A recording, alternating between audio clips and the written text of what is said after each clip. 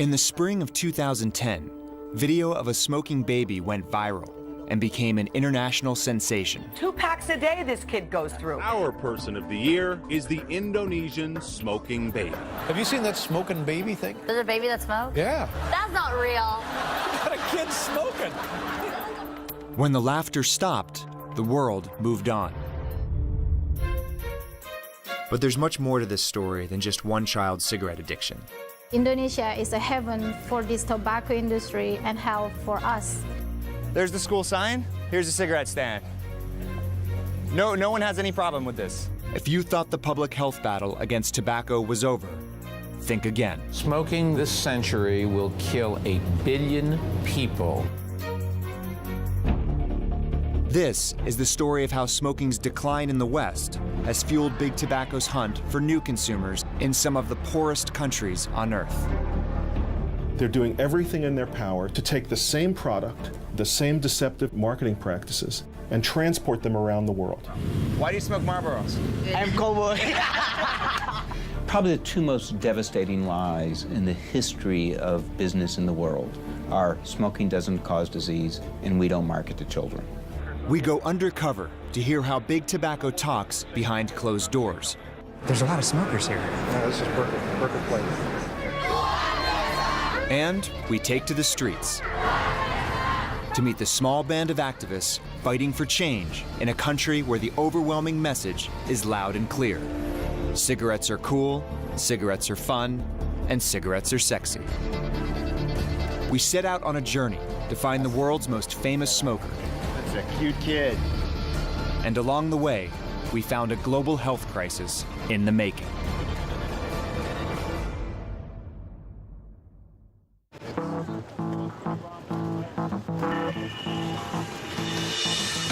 In Times Square, in the heart of New York City, you find advertising for just about everything. But there's one product that's conspicuously absent from the bright lights and flashy billboards. Cigarette advertising has been all but snuffed out in the United States. Yeah, can I get back a Marlboro Reds? Now, in the interest of full disclosure, it should be known that I haven't actually bought a pack of cigarettes since I was 15. Now, how much does that cost these days? $12, sir. $12.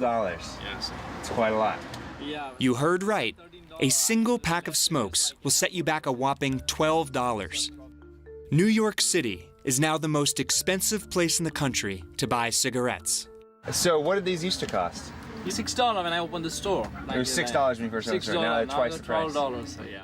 That's due largely to a hefty sin tax, levied in recent years by both the city and the state in an attempt to strongly discourage consumers from smoking.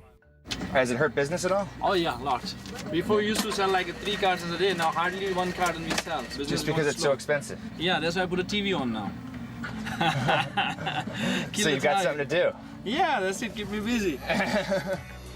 The Big Apple has not been kind to Big Tobacco, and that's a point of pride for Mayor Michael Bloomberg. What the most interesting thing to me is you no longer see a lot of people outside of bars and restaurants smoking. It is few, and when you walk by, they take the cigarette and put it behind them.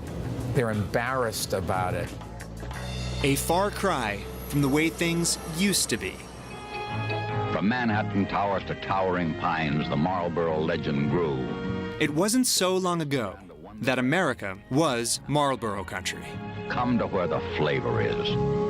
Come to Marlboro country. TV commercials like these are evidence of Big Tobacco's glory days.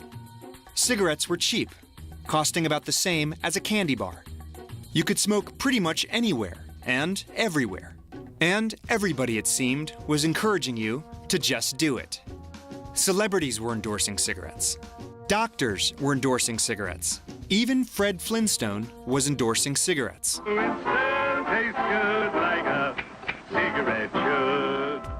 In the early 60s, nearly half of all adults in America smoked.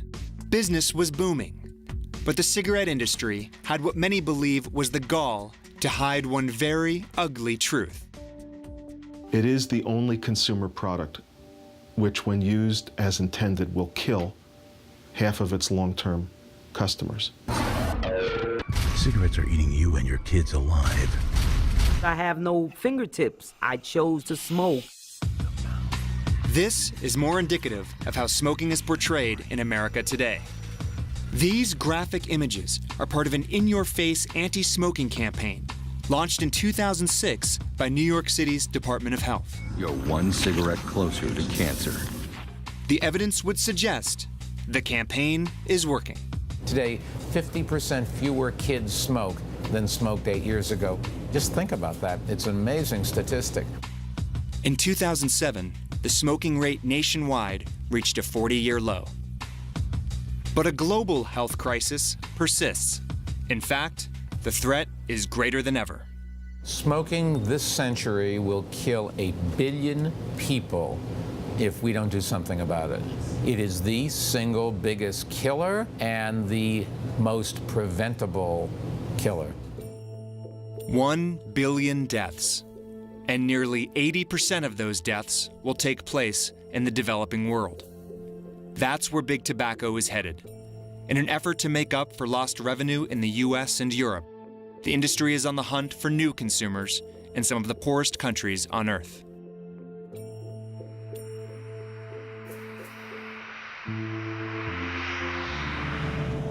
For a Westerner like me, stepping off the plane in Indonesia is in some ways like stepping back in time.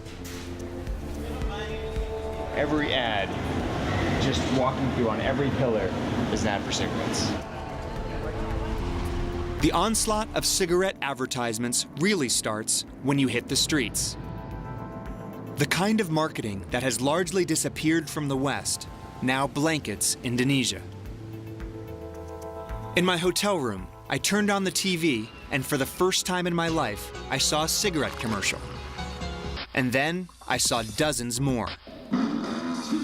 Ad after ad, tying cigarettes to images of independence, adventure, and most of all, youth.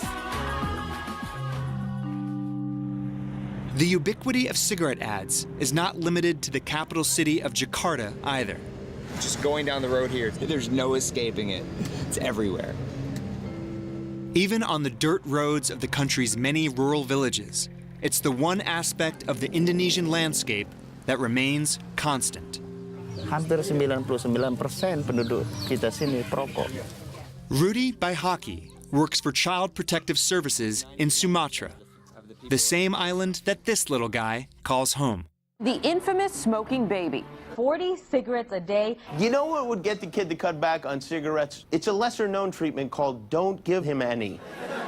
While many saw humor in 2-year-old Aldi Rizal puffing away like an old pro, Rudy was horrified, and he headed straight for the village where this video was made. What was your initial reaction when you first saw Aldi smoking? Kesal, marah, campur aduk lah semua.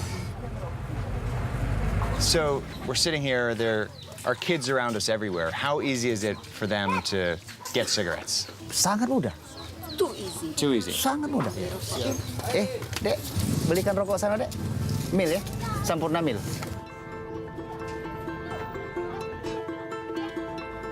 For big tobacco, Indonesia offers fertile and perhaps irresistible new territory. With little or no government regulation of the tobacco industry here, Indonesia is the new Marlboro country. Thank you very much. How old are you? Berapa umur kamu? Berapa umur? 7 tahun. 7 years old? 7 tahun. 7 years old. Yeah. Indonesia is the 4th most populous country in the world, home to 240 million people, many of whom love soccer and cigarettes. 70% of men here smoke, and you don't have to look very hard to see why that might be.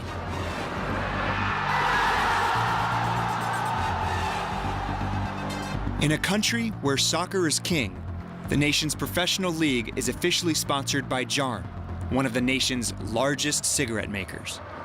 And that's just the beginning. So if you can see, this is one of the busiest streets in Jakarta, and this is a huge banner of promotion. So this LCD screen plays nothing but cigarette ads? No. That's 24 hours a day. Yeah, and you see that as a skateboard, how cool you are when you have this. Snowboarding. Snowboarding. There is no snow at all in Indonesia. There's not even snow here. And that is for the concert, so they fund the concert. Flow rider, interesting. Yeah. So there's a flow rider event that they're sponsoring. Yeah. If it is not for young people, so who it is for? Ida Rama grew up in a poor village outside of Jakarta. The first time she ever saw a warning about the dangers of smoking was as a 20-something grad student in Australia. As just one in a small band of tobacco control activists, she faces an almost insurmountable task here in Indonesia. Rokok. Marlboro. Free from many of the regulations and restrictions that have stifled its efforts in the West, the tobacco industry's aggressive marketing in places like this is clearly paying off. 1 in 4 boys here, between the ages of 13 and 15, now smokes. How long have you guys been smoking? 3 years ago? All right, so when you were 13. So you all started when you were 13 years old. What kind of cigarettes do you smoke? Samporna Milds. Samporna Milds and Marlboro. What kind of person smokes Samporna Milds? Why do you smoke Marlboros? I'm cowboy. Jadi enak. All right, we got a regular Marlboro man over here. Anyone can buy, even a child, there is no rule. A child can buy 1 cigarette from anywhere very easily. In fact, most street vendors here sell exactly that, single cigarettes, for as little as 5 cents each. Who buys these? Who comes in and buys just 1 cigarette? Ya aja mas, nggak apa-apa. Anak muda. School children. School children. So do you want to see the school? Sure, yes. That is the school, and there is the school sign. So he's literally right in front of the school. That's right. And this is the advertising. There's the school sign. Here's a cigarette stand. No one has any problem with this. No? In the US, like most countries around the world, it's illegal to sell tobacco products to children under 18. In Indonesia, no such law exists. When our elementary school student can smoke, there is no control. When a 5-year-old boy can smoking, there is no control. When babies can smoking, it means there is no control. We have to do something.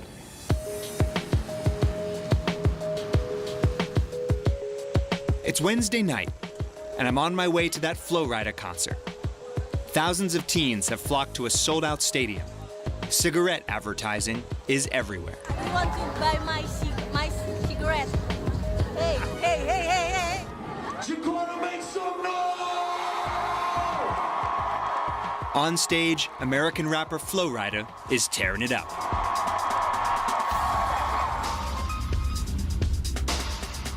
Flow Rider is now just one in a long list of international artists who have made thousands of dollars performing for Big Tobacco. The Black Eyed Peas, Smashing Pumpkins, Muse, Slash, they've all played shows in Indonesia paid for by cigarette dollars. Tidak boleh menampilkan anatomi barang rokok. Sekarang iklan rokok apa? Yang dijual emosi. This man could be called the Don Draper of Indonesia. These days, Mosley, who goes by just one name, teaches advertising at a local university. But for years, he worked for American tobacco giant Philip Morris, running its Marlboro ad campaign here in Indonesia. Big cigarette company, they always think that government sooner or later will come up with new regulation, okay? So they always anticipate from the beginning by doing investment to the young one. Be aware of the brand. Yeah. And be addicted to nicotine. Yeah. 20 years ago, in the US, in response to increasing public pressure, Big Tobacco promised to stop targeting minors, even saying goodbye to 2 of its most beloved mascots. Gone was Joe Camel, a cartoon-like character accused of subversively targeting young consumers. And, perhaps most striking, after more than 40 years of service, Philip Morris retired its iconic Marlboro Man. Mosley is frank, though, about who the industry continues to target in Indonesia. As a former ad guy who used to market for Philip Morris, who was your primary target? Young one. Young one. What age? Let's say unofficial, 14 plus. Official, 18 plus. Okay, but unofficial 14 plus. Yeah. Yeah. Got it. Unofficial. Unofficial. You know what I mean, right?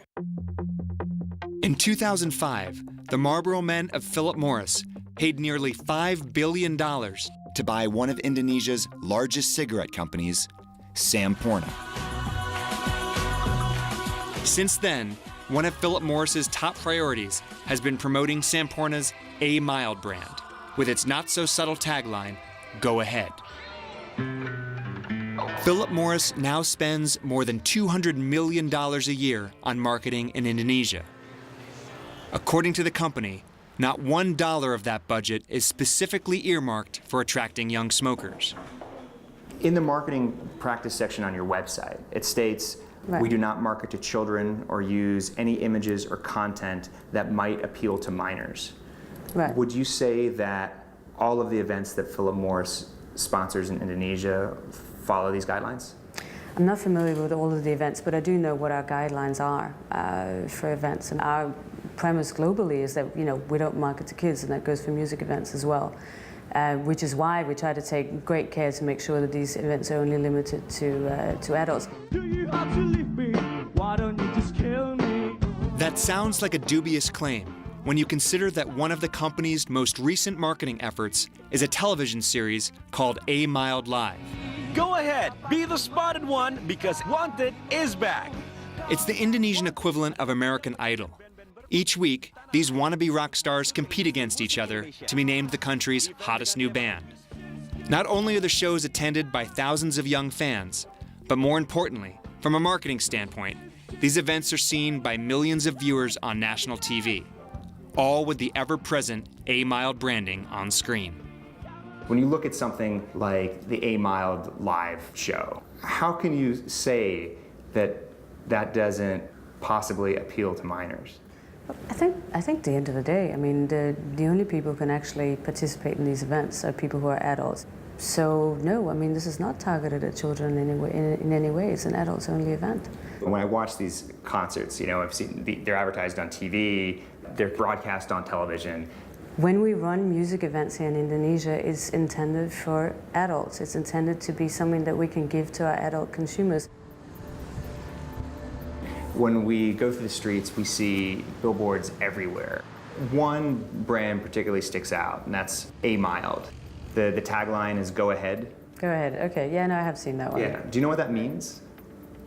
I don't. I must admit. Sorry, but I can try to find out if you want. Yeah. My first impression of it is "Go ahead, pick up a cigarette." I don't know. Well, I'm assuming that's not it, but okay. But no, I don't know. Sorry. Probably the two most devastating lies in the history of business in the world are smoking doesn't cause disease and we don't market to children. We are against a wall, a tyranny who has a lot of money, who can do anything with their money, but they can't shut up our mouth to saying to the people smoking is not good for you. They don't have enough money to close our mouth to say that to our people.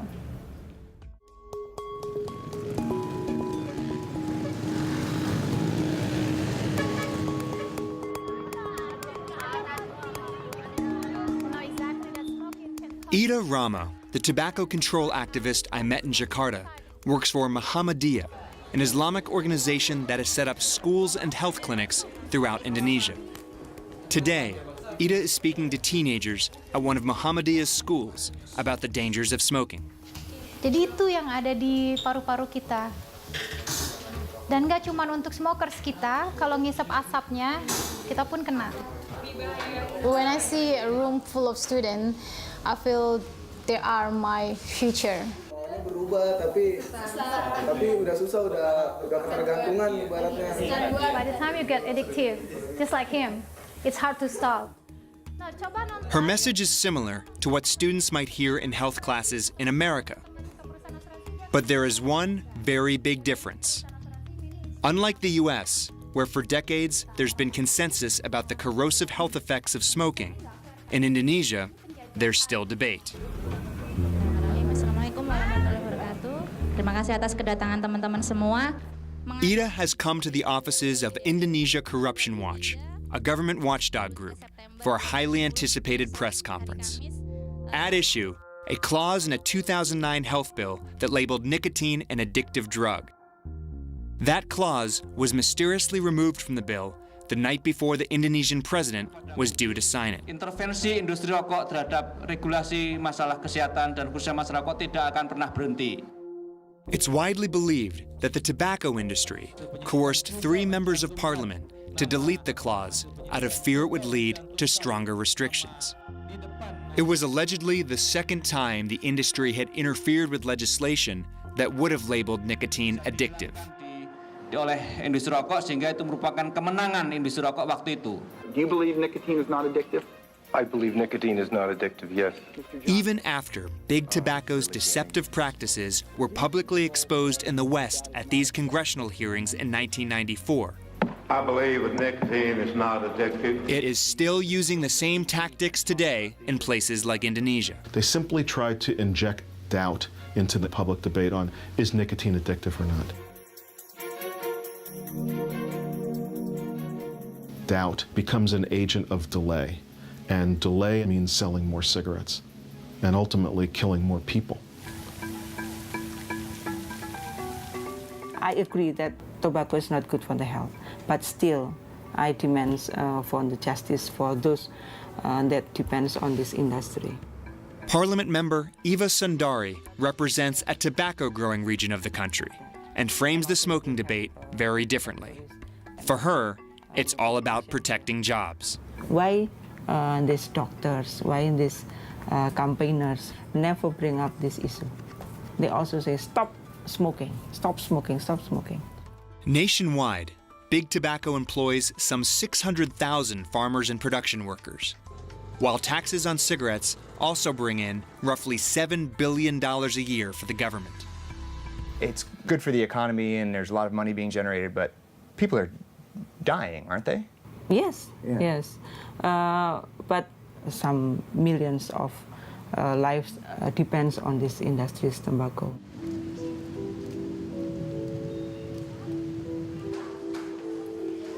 Philip Morris has been masterful in going from country after country, arguing that their economy depends upon tobacco, ignoring the literally billions of dollars of healthcare cost. While the US is seeing modest declines in tobacco-related deaths, Indonesia is seeing a sharp increase. Perlu penanganan sesegera mungkin. Keadaan ini bisa disebut sebagai keadaan emergency. 400,000 people a year are now dying of tobacco-related diseases in Indonesia. And these deaths are expected to quadruple over the next 20 years. These are his lungs. Yes. Wow, so this is the tumor. Yes. So how old were you when you had your first cigarette? 8 years. 8 years old. You started smoking when you were 8. You were 12. He's still angry. You feel angry? Were you surprised to learn that tobacco was bad for your health? Nah, yang jelas sih saya belum tahu ya, karena banyak orang pada senang itu, saya mencoba itu enak, jadi saya turut. Itu seharusnya pemerintah kita contoh seperti orang yang sakit-sakit begini nih dilihat tuh.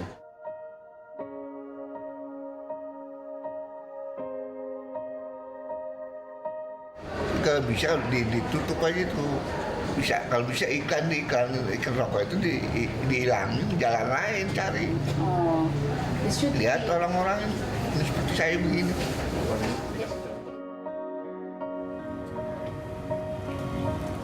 In a developing country like Indonesia, smoking not only damages the nation's health, it also contributes to poverty. These guys make about $3 a day and spend $1 of that on cigarettes every day. If they're not smoking, they feel sour in their mouth. Do you ever want to stop smoking? Yeah, they want it to stop. When Ida was a teenager, her father was forced to choose between cigarettes and sending her to school. So your father was spending more than half of his salary on cigarettes? That's why he stopped. Can you imagine if my dad didn't stop smoking? I just feel I'm quite lucky. So kita mau ngerubah industri tobacco yang gede gitu, mau ngelarang mereka iklan, susah. Tapi harus melakukan sesuatu, kita nggak bisa diam kalau ada sesuatu yang salah. That's why I'm very focused with this work because I want Indonesian children also go to school. For our family good and for the next generation. Terima kasih, Ibu.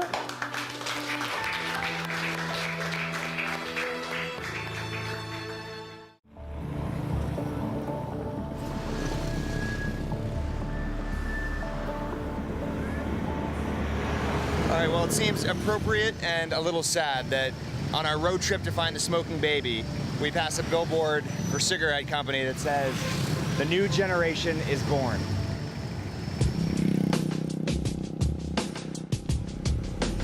Tell me a little bit about where we're going. Ini kita ke arah Sungai Lilin. Harapan kita bisa ketemu Aldi dan mudah-mudahan dengan kita ketemu dia, kita tahu persis. Mudah-mudahan ini nggak terjadi lagi. We're traveling with Child Protective Services worker Rudy Baihaki, back to the village where he first came to help Aldi Rizal, better known to the world as the smoking baby. What are the biggest challenges of your job? Dia sangat tidak respect sama kita. Sangat tidak peduli. Malahan kalau bisa kita harus dihapus katanya.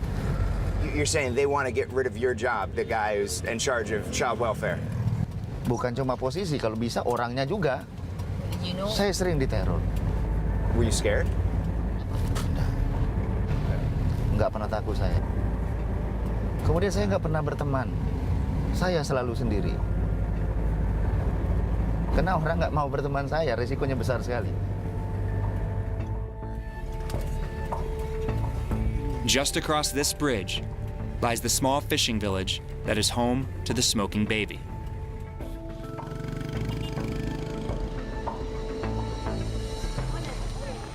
And there it was, the one-room stilt shack where that viral video was made.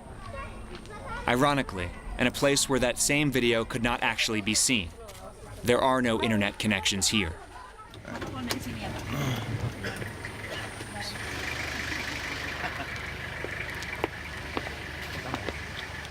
Hi. Hi, Aldi. Assalamualaikum. That's a cute kid. Ayo masuk, ayo kita masuk. Apa kabar? Baik, bilang. Jawab dong. Baik, This is the kid that charmed the world. One of the most surprising things about the smoking baby video is that Aldi's parents are right there, on their front porch, watching their baby puff away. With all of the media attention, everyone around the world, watches the video of Aldi and thinks, what were the parents thinking? Sebel juga sih, kadang-kadang malu ya. Malu juga karena dia sampai gini. Mungkin kiraan orang ya tanpa tahu kita, mungkin ada yang bilang enggak keurus atau gimana ya. You mentioned before that it might have had something to do with your pregnancy. Kalau dari hamilnya sih, memang saya ngidupnya itu, cuman kan kalau anak-anak yang lain mangga muda. So, did you smoke when you were pregnant? Iya. How much? Berapa banyak? Kalau pokoknya sehari itu paling banyak juga setengah bungkus sih. Banyak. Dikasih mulu.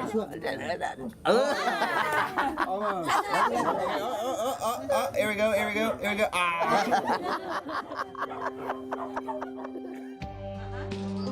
The Indonesian government was so embarrassed by the international attention as a result of the viral video that they sent Aldi and his mother to Jakarta for a month of cigarette rehab.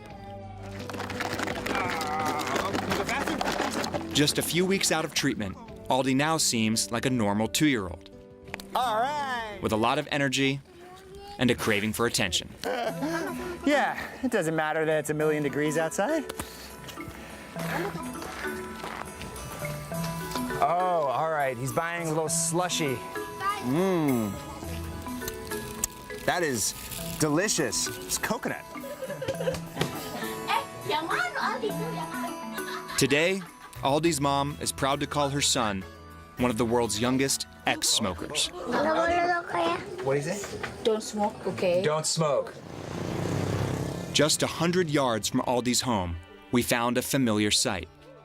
Just as we'd seen next to that elementary school in Jakarta, here in Sungai Lilin, Right here it says that they're selling single cigarettes for 500 rupiah each. So you can just come in here for about 5 cents and buy one cigarette.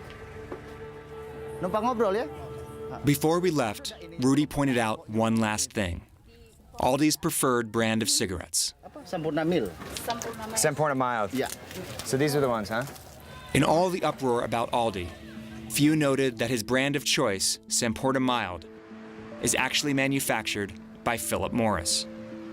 The company that gave the world the Marlboro Man has now generated a new icon. Who do you feel is responsible for all of the tobacco marketing here? Who should do something about it? Sebenarnya orang-orang yang berkecimpung di tembakau itu, kalau sekarang yang di Sempurna ini kan Philip Morris yang punya, artinya orang Amerika. Philip Morris bukan manusia, tapi iblis. What was your reaction when you saw that video? I think like everybody else. I mean, it was just shocking beyond belief. I couldn't believe it. Are you aware that he was smoking a Philip Morris brand cigarette? No, that is the first time I'm hearing that. No, I was unaware of that. But I mean, obviously, it's unbelievable that a 2-year-old can smoke. You know, it's terrible, terrible. Do you think that it kind of symbolizes a lot of what's going on in Indonesia right now? I honestly think that would be drawing the wrong conclusions. Okay. I mean, I don't think you can say because of one terrible incident, or, you know, that somehow can characterize a whole country. The fact is, though, it's not just one terrible incident. Indonesia's child services are now overseeing 5 other cases of smoking children. And videos of other smoking babies continue to surface.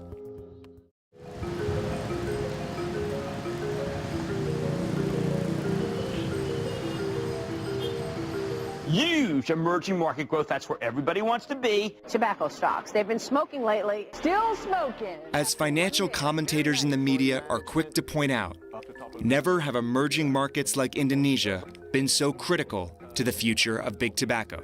The story is Asia. The story is the emerging markets. Yes, the emerging markets are doing well. We've followed 2 very good years with a good first half, and we think the year will be good. This is a company with amazing pricing power. The customers are addicted to it.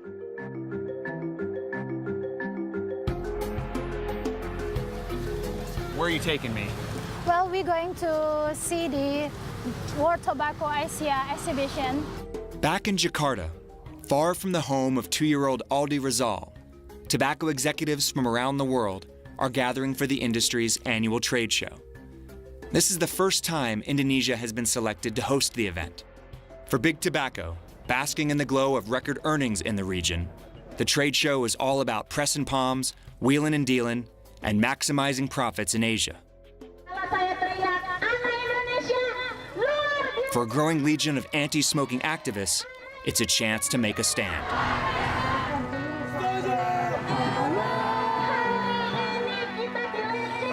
Now we are right outside the gates of the World Tobacco Conference.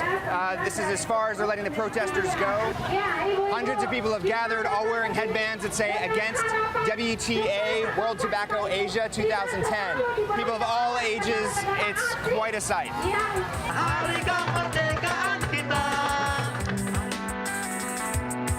Why are you here? Oh, I'm a mother with 2 kids, so I think it is my duty to spread the message to other moms in Indonesia. This industry is not good for people, especially poor people. Conference organizers were only granting access to tobacco-friendly press. We were stuck in the street, wondering if there was any way to get inside. Then, from out of nowhere, the beauty queens showed up. Having taken up the anti-smoking cause, several of the finalists from the Miss Indonesia pageant had arrived to confront attendees of the conference and to spread the message that the ideal modern woman is 100% smoke-free. The market is expanding now, so it's upsetting actually, and we don't want it to happen. Smoke is not really good for your health. The beauty queens decided to make an even bigger splash by heading inside. And we followed, right past security and into the convention center. It was the opportunity we'd been looking for. I slipped on a pair of glasses equipped with a hidden camera and posed as a brand consultant. We're just moving into tobacco and I don't know that much about it. So women like a milder flavor. I wanted to hear how companies like Philip Morris really talk about selling cigarettes when they're behind closed doors. There's a lot of smokers here. And there isn't that much regulation, right? No, this is perfect place. The market here is one of the few growing markets in the world, you know, for tobacco. Do you smoke? No, I used to a long time ago. Yeah. Everybody will quit smoking. Yeah. I'll be the first to tell you. If you're going to smoke, you might as well smoke out or smoke the best. I also learned how the industry sometimes motivates local salesmen here in the developing world. They need food.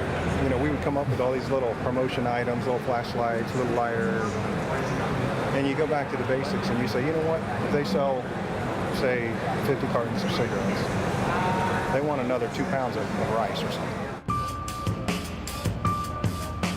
After hearing about the effectiveness of rice as a sales incentive, we snuck into some of the formal presentations to see what else we might learn.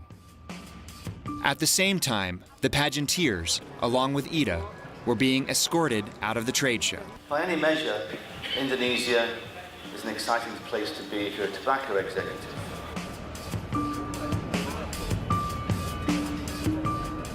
In the emerging regions especially, there is still high population growth. This results in 31 million more smokers in Asia Pacific, around 8 million in the Middle East and African regions, and 5 million more smokers in Latin America. You can't come in, so you need to go out. Because it's a trade event and you don't work in the industry. It is a sort of utopian market for marketers. If your husband worked at a tobacco company, would you want him to lose his job? No. My husband's not working in tobacco industry. Exactly, but there's over 8 million people in this country that work in the industry. People who died because of tobacco industry selling cigarettes. There's nothing to do with the tobacco industry. It's machinery. Of course it is. The female smokers are rising at a much faster rate, and this has a lot of growth potential as a lot of Asian women start to view smoking as enfranchisement. I have a right to protect my people. They just want to sell, they just want to gain more profit. The tobacco industry hailed its conference as an unqualified success. In fact, organizers have already announced that next year's event will again be held in Indonesia.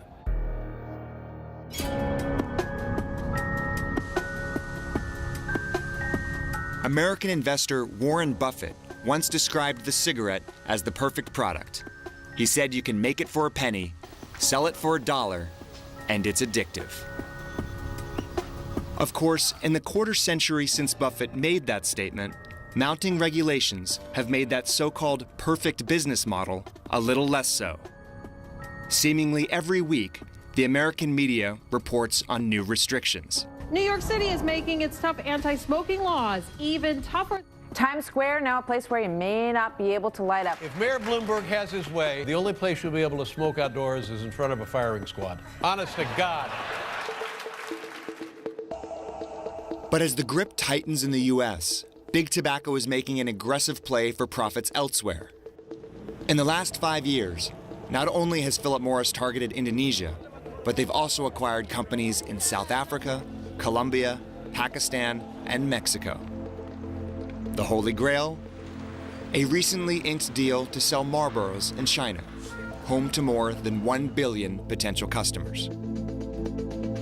They're not going overseas to places that are like America where most people understand the health risk. They are going overseas targeting the kids. I understand why the company would want to do that. You go to the people that are most likely to buy your product. I just question the ethics of knowing that your product is killing, continuing to do it. If we stop selling cigarettes here, somebody else is going to do it instead. What I think is clear that if somebody came with a cigarette today and said, hey, here's a new product, I'm going to bring it to market, would it be allowed in the market anywhere? No, it would not. It's a very harmful product, but it's here.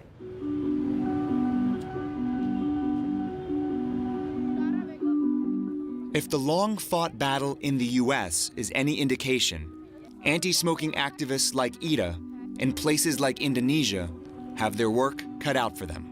They are living in the environment where smoking is normal. But Ida is certain that big tobacco can hide what she believes are big lies for only so long. In Indonesia, we have a saying, when you hide a smelly fish, you can hide it forever because the smell will come out eventually and people start searching, where is this smell? So the tobacco industry is the smelly fish. That's what I'm thinking. Their lie is just like a smelly fish. In the spring of 2011, the Indonesian government had yet to declare nicotine an addictive drug. And it remained legal to sell cigarettes to children of any age. For one of those children, perhaps the most famous one, life is pretty much returned to normal. Except when American journalists come to visit.